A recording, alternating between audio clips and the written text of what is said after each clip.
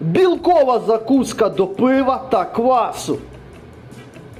Беремо ось стільки нута і замочуємо на 8-10 годин. Сіль додаємо, коли воно закипить. Нут приготувався. Виключаємо, промиваємо і будемо його жарити. На невеличкому вогні піджарюємо нут. Десь хвилин 10 до золотої скоринки. Обов'язково додаємо сюди свої улюблені спеції. В мене це італійські трави, паприка та часник. Ось такі вони вийшли.